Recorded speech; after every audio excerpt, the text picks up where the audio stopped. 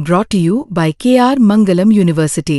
We provide you the platform to turn your dreams into reality. Give wings to your aspirations with KR Mangalam University. नमस्कार दोस्तों, आप crime तक देख रहे हैं। बात करते हैं इंदौर मामले की। कल मैंने एक वीडियो बनाई थी जिसमें आपको बताया था कि इस केस में अभी तक क्या क्या अपडेट है, लेकिन इसमें कुछ और खुलासे हो रहे हैं, वो मैं आपको बता देता हूं, क्योंकि पुरानी बातें तो सब रिपीट ही हो जाएंगी।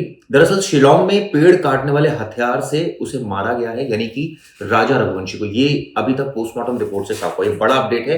पत्नी का अभी तक कुछ भी अता पता नहीं है उसकी। इसके अलावा यह भी साफ हुआ है कि 11 तारीख को शादी, 20 को वो घूमने जाते हैं और 23 तारीख को लापता हो जाते हैं। इसके बाद जहां पर वो रुके थे, करीब 25 से 30 किलोमीटर दूरी पर जो राजा है उसका शव बरामद होता है। उसके पास एक शर्ट मिलती है। वो शर्ट किसकी, ये भी अभी साफ नहीं है।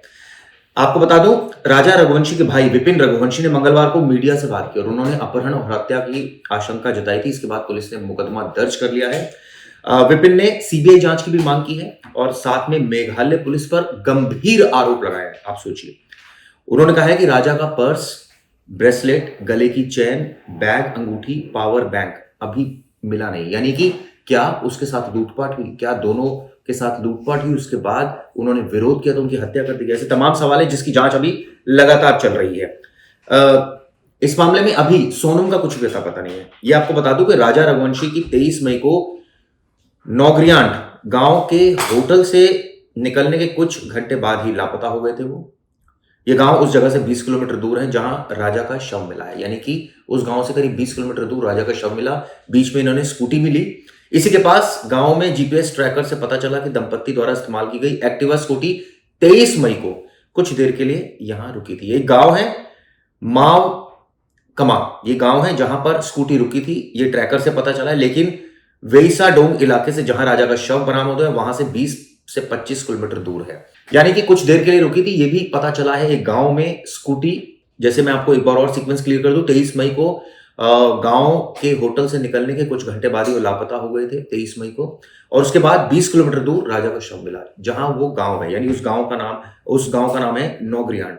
उसके बाद माव मका गांव है जहां पर ये बता रहे हैं कि दंपत्ति द्वारा जो इस्तेमाल की गई थी स्कूटी वो कुछ देर के लिए रुकी थी इस गांव में, और ये गांव और नौगरियांट गांव आसपास ही है और करीब 25 किलोमीटर दूर उससे ये मिलना कई सवाल खड़े कर रहा है। अब दिक्कत क्या आ रही है वो आपको बताता हूं। स्थानीय पुलिस और सरकार लगातार मामले की जांच कर रही है। ये पता चला है कि वहां पर काफी कोहरा है और ये चेरापूंजी का वो इलाका है जो पहाड़ियों वाला है, जहां पर गहरी खाई भी है और वहां पर फॉग भी है, जिससे जो राहत और बचाव कर रहे हैं उसमें दिक्कतें आ रही हैं। अब आपको बताता हूँ, राजा और सोनम के साथ एक गाइड भी था। ये भी बात साफ है। सोहरा के डबल डेकर लिविंग रूम घूमने के लिए राजा ने गाइड को लिया था। वो नीचे गए और घूमकर ऊपर आए। वापसी के वक्त उन लोगों के बीच बातचीत भी हुई थी। राजा ने बताया कि एक जगह कॉफी पी, लेकिन कॉफी अच्छी नहीं मिली तो फेंक दी और वो केले खा रहे हैं। इसके बाद लौटेंगे। आखिरी बार बातचीत जिस दिन गुम हुए उस दिन 1:43 पर हुई थी दोपहर में। इस तरह की जानकारी निकलकर सामने आ रही। 20 मई को हनीमून पर गए थे, हम सबको पता है। दंपत्ति इंदौर से बेंगलोर होते हुए गुवाहाटी पहुंचे थे। उन्होंने मां कामाख्या के दर्शन किए। 23 को मेघालय के शिलांग रवाना हुए। शुरुआत में परिवार की दोनों से बातचीत होते हुए फिर संपर्क टूट गया और उसके बाद कुछ भी अता पता नहीं है। तो कई सारी अभी इसमें जानकारी निकलकर सामने आ रही है। हम आपको जो तमाम अपडेट्स है वो भी बताएंगे। ओसरा हिल से 23 मई की शाम के बाद से वो लापता थे, ये जानकारी निकल कर आ रही है। यानी कि अगर आप ज्योग्राफिकल कंडीशंस देखें इलाके की तो काफी घना इलाका, पहाड़ी है, खाई है, वहां दिक्कतें आ रही है। इसके अलावा मोबाइल रिकॉर्ड उनकी चेक किए जा रहे हैं। इसके अलावा एक जगह और मैंने आपको कल बताई थी जहां पर एक अड्डा है जिसको ओसवरा कहते हैं। वहां पर एक अड्डा है जहां पर कुछ बदमाश बैठे रहते हैं। इस तरह की जानकारी निकल कर रही है। क्या ये उनका काम है या नहीं, ये भी जांच का एक पहलू है। लेकिन इतना साफ हुआ है कि जो पोस्टमार्टम से जो जानकारी मिली है उसके मुताबिक पेड़ काटने के हथियार से हत्या की गई थी, यानी कि जिससे पेड़ काटा जाता है। अब वो हथियार क्या हो सकता है, बड़ा एक चाकू होता है या क्या होता है, वो अभी पुलिस उसकी तहकीकात कर रही है। वहां के एक एसपी है पूर्वी खासी हिल्स के, विवेक, उनका भी बयान आया है।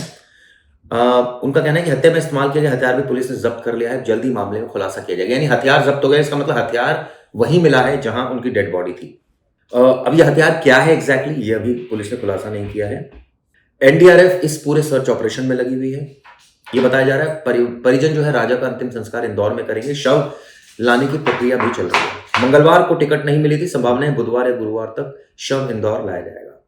ये बड़ी जानकारी निकल कर आई है। तो ऐसे में अब आपको बता दूं, जो पुलिस अधीक्षक है पूर्वी खासी हिल्स के, उनका भी बयान ये खुलासा कर रहा है कि पेड़ काटने के हथियार से राजा की हत्या हुई है। लेकिन हत्यारे कौन है, कहां गए, इसके बारे में अभी कुछ भी नहीं पता है। यानी जहां वो रुके और वहां से वो गायब हुए, उसके बाद से एक हथियार भी मिल रहा है और गाइड भी उनके पास था। ये तमाम ऐसी जानकारी है जो निकलकर सामने आ रही। फिलहाल इस खबर में और भी आपको लगातार अपडेट दूंगा। ये वीडियो कैसे लगी जरूर बताएगा। शुक्रिया।